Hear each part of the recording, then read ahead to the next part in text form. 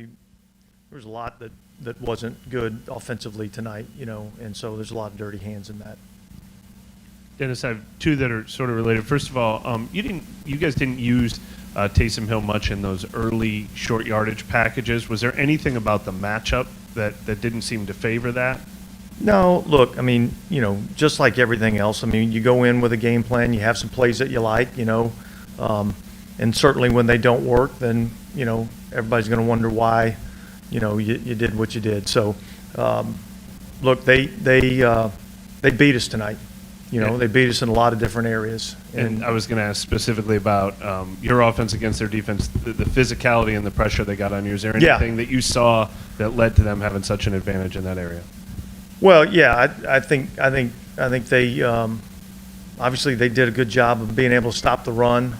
We struggled to be able to run the ball. They got their hands up, batted down a lot of passes. They had some nice pressure packages that were able to get some pressure on the quarterback. So, again, they did a lot of good things defensively that caused us a lot of challenges, and we've got to go back to the drawing board and make some corrections and be better next week. Dennis, do you feel like this is the most physical team you went up against this year? Yes. I think this is a physical football team, and we knew that going in. Yeah, we ask you this pretty much every time you play this type of quarterback, but is there anything like that you guys feel like you maybe didn't do as well as you wanted to against this type of running Well, game? look, there's a lot of challenges that go along with it, and I was just sitting in there visiting with Mickey, and I know the first question we're going to get is about, the run game and things of that nature. I think they had about 40 minutes time of possession. And so if you allow that type of run game to stay on the field for 40 minutes in a game, you're going to give up some rushing yards. I thought in the first half, we did a pretty good job of kind of minimizing that, limiting that. I thought as the game wore on, I thought that's where you saw some of their, better runs and more explosive runs. Coach, how much does a total of 48 yards hamper the game plan in terms of what you may wanted to accomplish? And how much does what? How much limited rushing yards when the running game is, if the defense is able to make the offense one-dimensional, if you will, how much does that change the play calling and impact the total game? Yeah, it makes it more challenging. Anytime you get in a position where you can't run the football and you've got to just go back and throw it, it makes it challenging. So having the ability to, keep a defense off balance is an important part of what we do. This one seemed a little obvious, but how was the first touchdown that Lamar Jackson threw, was that a result of the defense sort of being sucked in by the run threat? Yeah. And look, that all those things are what makes the things that they're able to do, challenging, because you got to get a bunch of hands to the ball, and they did a nice job of executing there. Coach, the ability for most of the season that I've looked back on, the Ravens haven't had the ball, at least in that many possessions, the time of possession, like you said. Is that a difference, in the play call from defensively, you being a defensive guy on the setup, at least of the scheme? Well, I'm not sure that I totally understand the question. Obviously, the time of possession is a factor of all phases of the game, and so we did not do a good enough job on third down in either aspect, offensively or defensively, and I think that's what really led to their time of possession advantage.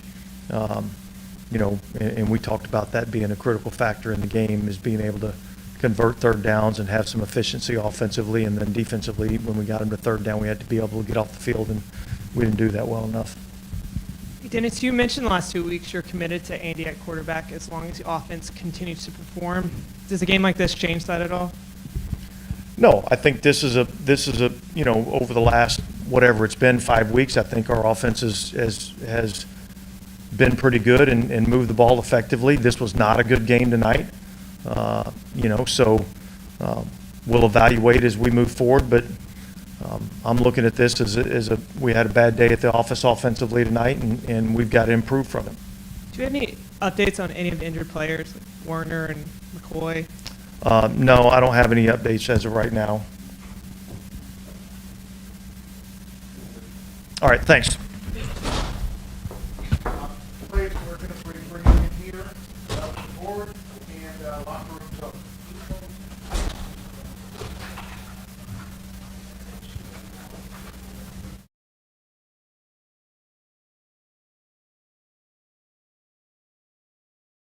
Tyron, how challenging is it playing Lamar Jackson, and how difficult was he to play tonight? Yeah, I mean, it's tough. You know what I mean? We knew that coming into the game. Obviously, I felt like early in the game we were kind of in it. But as the game went on, we just didn't make enough plays. They made way more than we made tonight. Tyron, how big was just the Ravens on third down tonight? It seemed like you guys just got them in those situations you wanted them to be in, and just couldn't actually get them off the field there. Yeah, I mean, coming into the game, we felt like, if we were able to kind of get them in 3rd and 6 or longer, then it would kind of work out into our, favor. I felt like early on in the game we just didn't play tight enough in coverage. Then a couple of those third downs, we just couldn't get lined up. You know what I mean? So I kind of just gave them, a first down. I think anytime you let those guys extend drives, they usually end up with some kind of points. And how frustrating was those 13, 12 play drives when you're trying to get off the field on third down and things of such? Yeah.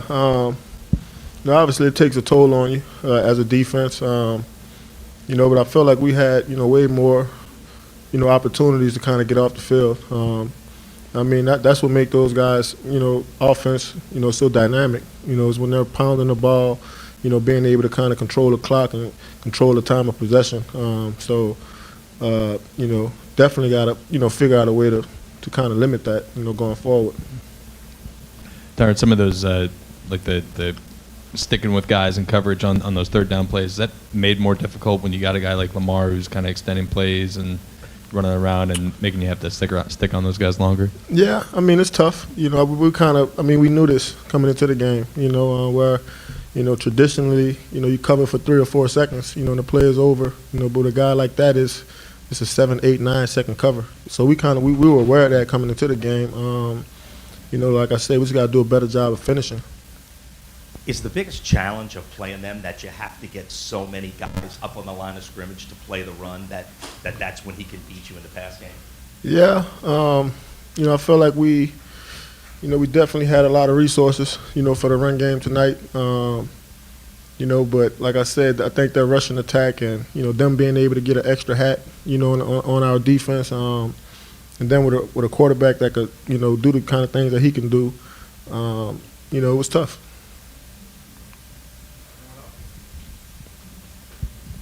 Yep.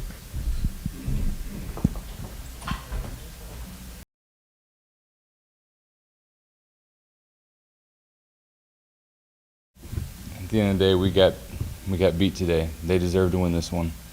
They had a good plan going in, and for us, we've got to find ways to, hold up in protection. I've got to find ways to get the ball out of my hands. Guys got to get open and on time and everything. But today they got after us. India, the offense has been very successful these last couple of weeks, especially when it's been able to run the ball, and when you're not able to do that like tonight, how difficult does that make things on just the operation as a whole? Yeah, I think when you've got a team like this that has the different, pressure packages that they've got, when you get in these third and long situations, they're kind of can pin their ears back and rush the passer and different things, and so we made it hard on ourselves because we weren't able to run the ball. Dennis described this one as just a bad day at the office offensively. He said a lot of hands were dirty in this one. Is it possible to just flush one like this? Is it one that you just say we've been good the last few weeks, forget it? Is that possible? No, that's not how you go into this. You got to look at it and you got to see what areas we need to improve, what things that we can correct for everybody. Like I said, everybody kind of had a hand in it tonight, and so we've got to look at it. We've got to see the things that we need to get better at, and we got to get better quick. We got a short week this week. Was there a different scheme than what you've seen watching the game film on the Ravens, at least, and something that they did that you thought was different than what you prepared for? I mean, I wouldn't necessarily say that. I think at the end of the day, they did a good job with their plan, and I mean, I think for us, we need to find ways to make more plays than what we did tonight, and we just got to be better on offense. Andy, third downs in particular today, when you're not stringing, at least one or two drives where you're putting together those long plays, how difficult does that make that on the team in general? And the kind of defense was out on the field a lot in the first half. Yeah, I mean, I don't know what the time of possession was, but I know that they definitely had that one tonight. And I mean, for us, you got to find ways to convert third downs. You got to find ways to keep moving the chains and different things. And we weren't able to do that tonight enough. And the defense had multiple deflected or tip balls, if you will.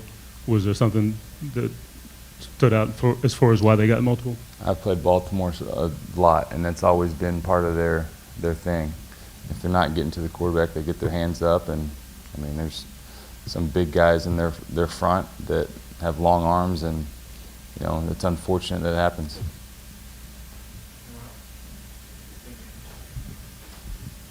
You took a shot late in the fourth quarter. Is your back okay? Yeah, I'm good. Thanks. Appreciate it. Thanks,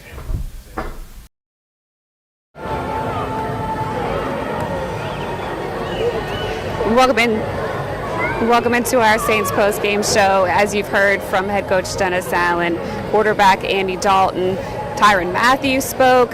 I'm Aaron Summers here with John DeShazer. It was a 27-13 loss by the Saints. The Saints do fall to 3-6 now on the season.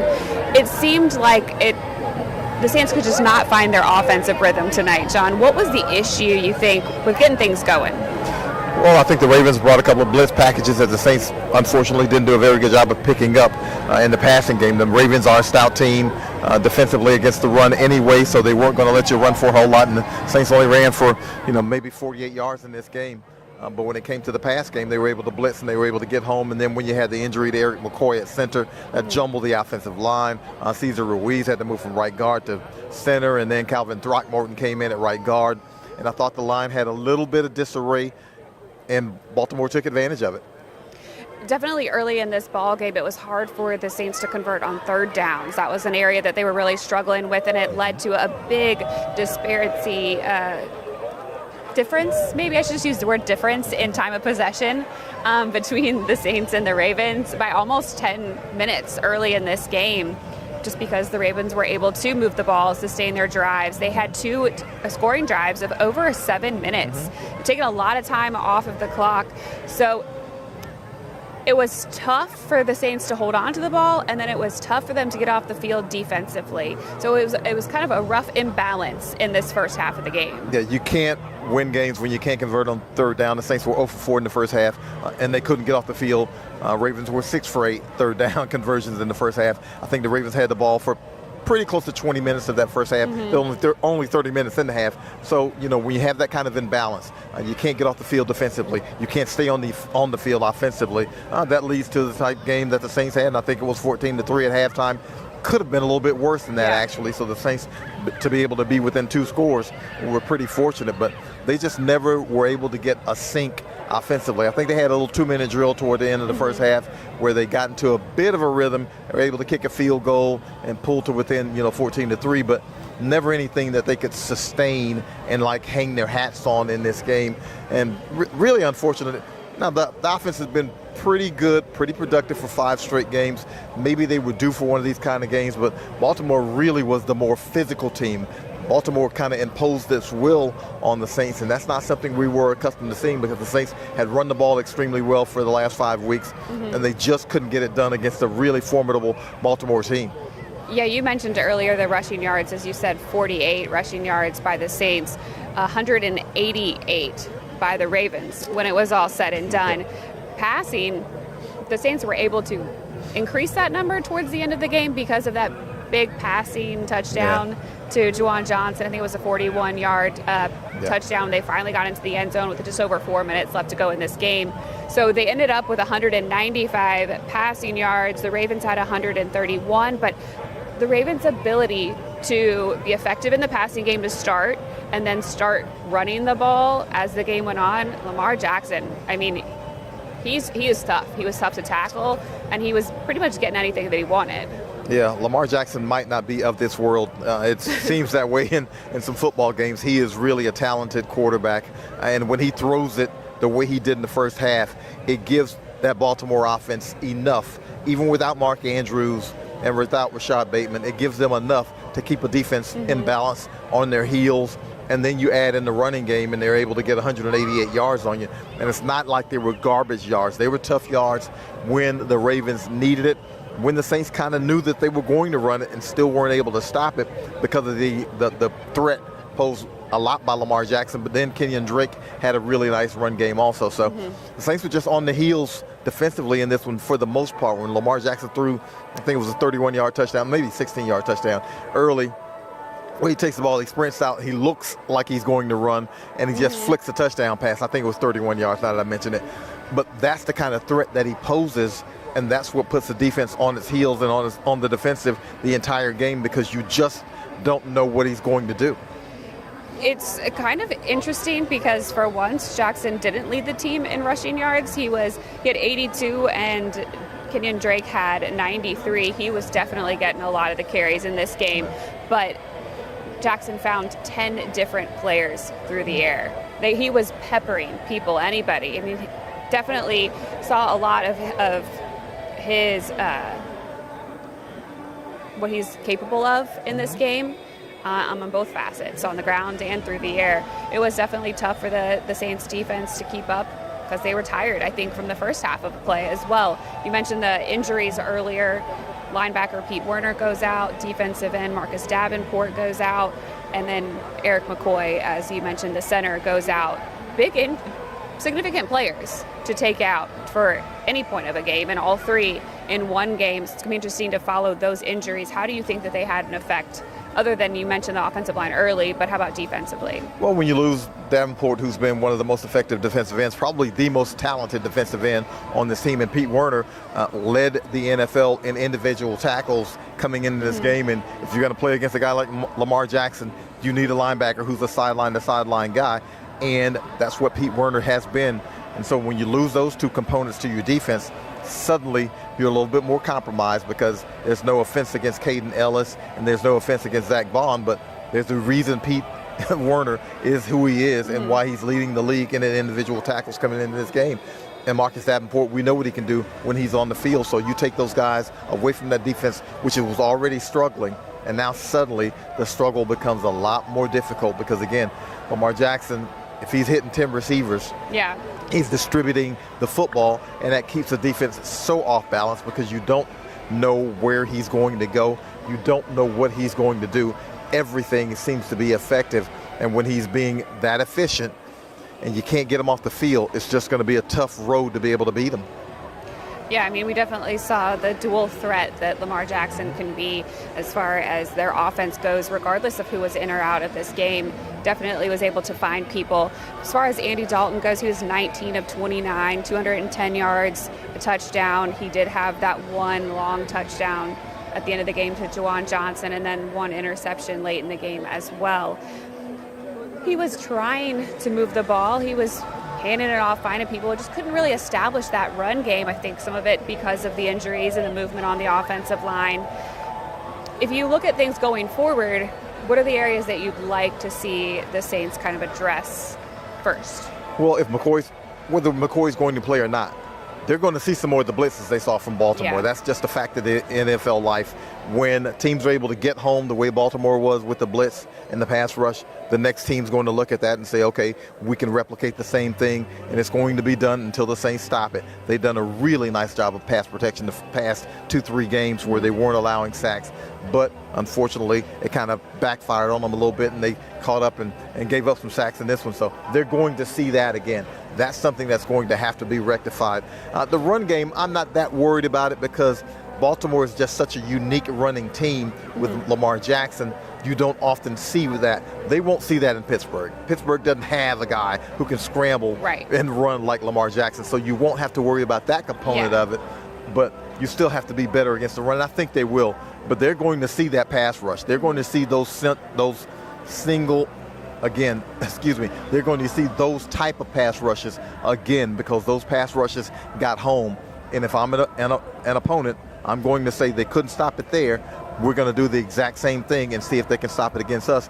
And we don't know for Pittsburgh if T.J. Watt's going to be back. If he's going to be back, the kind of pass rusher he is, that's tough. That's really difficult. Yeah, that's putting it mildly. Coming into this game, the Saints offensive line had only allowed four sacks in the last 5 games. They didn't have any the past 2.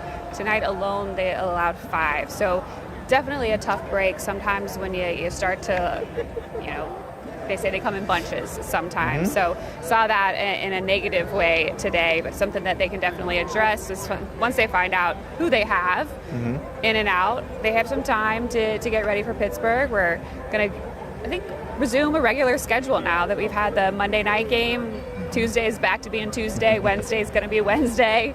So we'll have Wednesday, Thursday, Friday practices, and then they will leave for Pittsburgh as it is an away game on Saturday. Offensively, we know that we only had Chris Olave as the main wide receiver. Do you think that they need to get other people involved? There were definitely some targets, just not a lot of good catches, I guess. Well, Chris Olave is the guy who gets open. And, when you have some opportunities, unfortunately, they're not being able to capitalize on it. Now, there was a great opportunity for Andy Dalton to hook up with Marquez Callaway for a touchdown, and he overthrew him a bit. And unfortunately, the Saints are unable to capitalize after that. But in those instances, unfortunately, you've got to be just about perfect. You've got to hit the guy when you got a chance. And he was wide open. There was a great chance to get him, and he didn't get him. You got to be able to cash in on those opportunities because you're not going to target Marquez Callaway and Tre'Quan Smith the way that they target Chris Olave. So you can get some help there. The help there, the last 4 games has come from Alvin Kamara, where he's been getting the receptions. But Baltimore essentially said, we're going to take him away. We're gonna light up 41. We're going to devote a lot of bodies to him. We're going to populate to him, and someone else is going to have to be able to beat us on that offense. And it was Chris Olave was able to get open some, but if you're the Saints trying to spread it around, you can try, and I'm sure that was part of it. But when you can't protect either, it's going to be a lot more difficult. You get behind the sticks, and it's 2nd and 20 instead of 2nd and 10 or 2nd and 8 or whatever it is, and now suddenly you have to call those pass plays that require a little bit more time for the play to develop, for the receivers to get a little bit deeper. And before you know it, Andy Dalton's on his backside. He's on the turf. He's running for his life. And so those kinds of situations, you've got to be a lot more efficient early in the downs, try to get yourself in something favorable, and then you don't get into those situations where the defense can just tee off on your quarterback. We can be honest, Dalton running for his life is going to look a little different than Lamar Jackson doing it. Absolutely. Absolutely. You mentioned Alvin Kamara. He was targeted 4 times. He had 3 receptions, 32 yards, and then on the ground he had 9 carries for 30 yards. So much less than we've seen him as far as even just usage, his amount of touches that he had in this game. Probably because he wasn't as effective because of, as you mentioned, the way that the Ravens were playing the Saints. I think we're waiting on one more player or two from the press room. I know we got some sound earlier. I guess actually that's going to be it. I mean, a lot of the players are out here already spending some time with their family after this one. So going to take some time. I think the Saints are going to look at the film, kind of make some adjustments, definitely assess some of the injuries that they had in this one, the 27-13 loss to the Ravens. Now the Saints are 3-6 as they're looking forward to heading to Pittsburgh. Yeah, Pittsburgh, fortunately for the Saints, has not been a very successful team this season. So you don't want to look ahead and say, oh, they ought to be able to get that one. But you don't feel like Pittsburgh is the threat that Baltimore was. Now you're working on a short week. You play Monday night and you play again on Sunday. So you've got to get the bodies back together, and we're dealing with this injury situation for the Saints. So we'll find out later in the week who's able to go and who's not able to go, and hopefully they can adjust either way. But a short week, this one you got to wipe away quickly because you got to get ready for Pittsburgh and hopefully get back in the win column. Yeah, it's all about taking care of what you can control, fixing yourselves, focusing on our game plan, and then we'll start looking towards Pittsburgh. But thank you so much for joining us on the post-game show. Wish it was a win, but hopefully we'll start getting some more, as the season goes on. JD, thank you for your time. And you can check out any of the post-game interviews, pictures, analysis, and articles from John DeShazer on NewOrleansSaints.com. We'll talk to you again soon.